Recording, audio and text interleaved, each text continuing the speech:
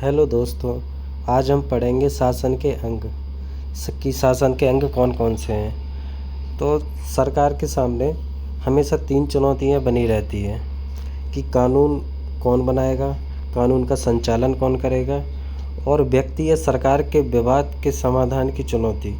ये 3 चुनौतियां हमेशा सरकार के पास हमेशा बनी रहती हैं। तो इनका समाधान करने के लिए सरकार ने 3 चीज़ें बनाई।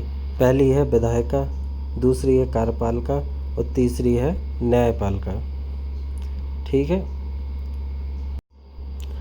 अब हमको ये समझना है कि विधायिका क्या होती है। विधायिका मुख्यतः कानून का निर्माण करती है। तो विधायिका क्या करती है? विधायिका कानून का निर्माण करती है और हमारे भारत में लोकसभा और राज्यसभा विधायिका का कार्य करती है। इसी तरह अमेरिका में हाउस ऑफ रिप्रेजेंटेटिव और सेनेट।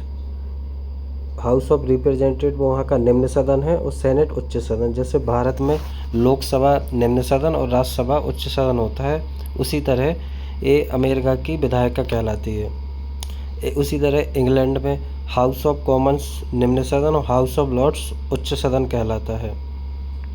ठीक है, अब हम समझेंगे कि कार्यपालिका क्या होती है।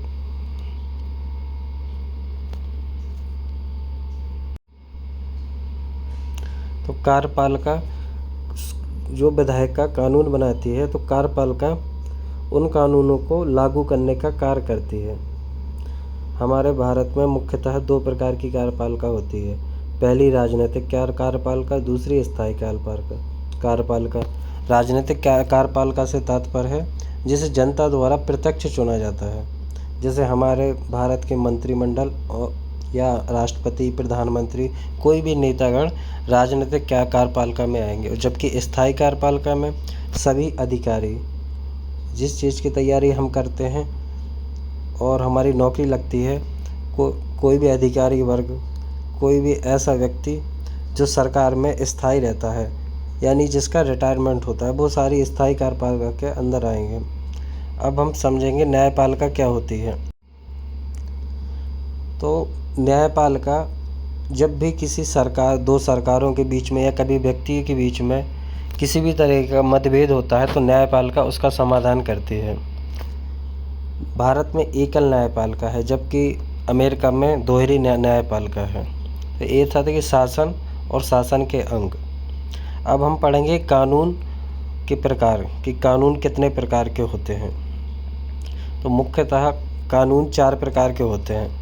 पहला सकारात्मक, दूसरा प्राकृतिक, तीसरा तीसरा चौथा ईश्वरीय। तो ये 4 प्रकार के कानून होते हैं। सकारात्मक कानून क्या होता है? सकारात्मक कानून होता है जब कोई एक निश्चित समूह, यानी कि कुछ लोग मिलकर जब कोई एक कानून बनाते हैं, तो वो सकारात्मक कानून या सकारात्मक विधि कहलाती है। जैसे विधायक ने मिलकर कोई कानून बनाया तो वो सकारात्मक कानून कहलाएगा। प्राकृतिक विधि क्या होती है? प्राकृतिक विधि से तात्पर्य है प्रकृति द्वारा बनाया गया नियम। जैसे सांस लेने का अधिकार, ये प्रकृति द्वारा बनाया गया नियम है जिसको कोई भी नहीं छीन सकता। उसी तरह लोक विधि क्या होती है? लोक विधि से तात्पर्य है न्यायालय द्वारा निर्मित। न्यायालय जब भी कोई फैसला करता है तो वह अपने आप में एक कानून बन जाता है। जैसे कोई परंपरा आदि है और वो किसी देश के लिए बहुत ज़रूरी है, तो अगर सुप्रीम कोर्ट या हाई कोर्ट उस पर कोई फैसला सुना देता है तो वो कानून की तरह ही कार्य करती है।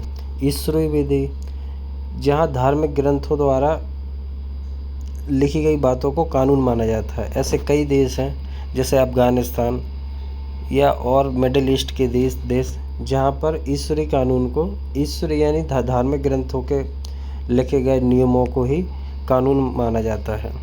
तो आज हमने 2 चीज़ें पढ़ी कि शासन क्या होता है और कानून के प्रकार क्या होते हैं।